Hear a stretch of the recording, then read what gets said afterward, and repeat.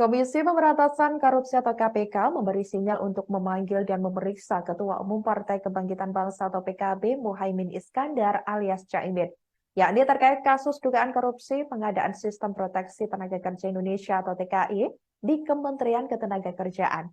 Hal itu disampaikan oleh PLT Deputi Penindakan dan Eksekusi KPK Brigjen Polisi Asep Guntur Rahayu.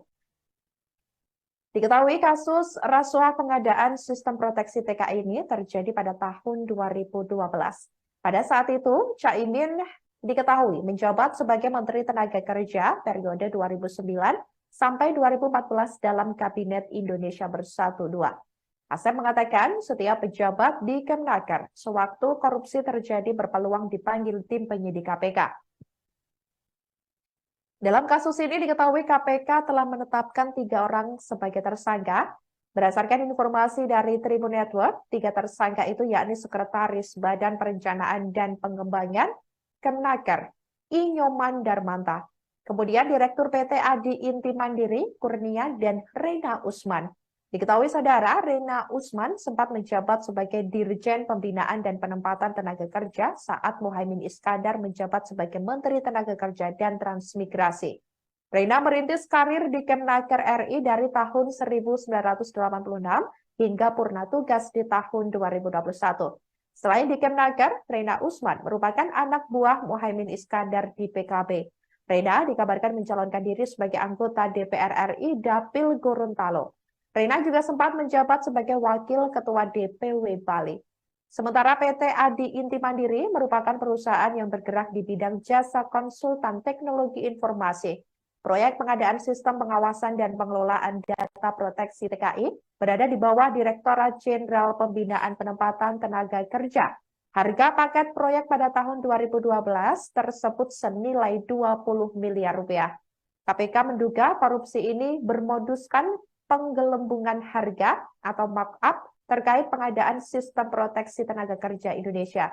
Dugaan korupsi itu merugikan keuangan negara miliaran rupiah.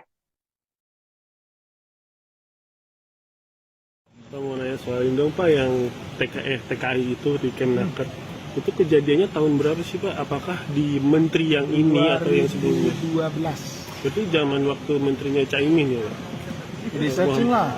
Oh, gitu deh. Ya, 2012. Pemeriksaannya itu pejabat-pejabatnya yang 2012-an. Jadi ya kita tentu kalau melakukan pemeriksaan itu sesuai dengan tempusnya.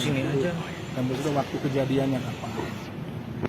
Jadi itu ada apa namanya, kita dapat laporan, dengan laporan itu ditindaklanjuti dari masyarakat, kemudian ya disesuaikan dengan tempusnya kapan. Kalau kejadiannya tahun itu ya siapa yang menjabat di tahun itu. Itu tentunya kalau yang sekarang paling kita ya ke tempatnya itu melakukan upaya paksa, tadi kan penggeledahan kan itu. Itu pun juga untuk mencari apa namanya bukti-bukti yang di tahun itu gitu terkait. Berarti ada kemungkinan memanggil Muhaimin Iskandar ya Pak, karena dia sebagai menteri dan pengguna kuasa siapa gitu. Semua pejabat di tempus itu, apa namanya dimungkinkan untuk kita minta keterangan. Jadi semua pejabat di tempus itu dimungkinkan untuk keterangan. Kenapa? Karena kita harus mendapatkan informasi yang sejelas-jelasnya. Jangan sampai ada para pihak misalkan si A menuduh si B, kemudian si C juga menuduh si B, lalu si B tidak kita minta keterangan, itu kan akan janggal. Jadi semua akan kita yang terlibat yang disebutkan di dalam apa namanya oleh para saksi dan ditemukan juga di bukti-bukti, kita akan minta keterangan. Kan Mas Ali udah bilang kalau itu menyangkut kerugian negara. Kalau Pak Alek bilang nilai kontraknya sampai 20-an miliar lebih. Ya. Kalau nilai kerugiannya berapa itu Pak sejauh ini penghitungan sementara? Nanti ya, ini kan sedang kita mintakan. Sedang kita mintakan ke yang berhak untuk mendeklar berapa kerugian negara. Nah itu kan dari BPK, BPKP atau ahli ya, auditor yang kita minta. Nah jadi kita sementara ini berpijaknya kepada berapa nilai kontraknya.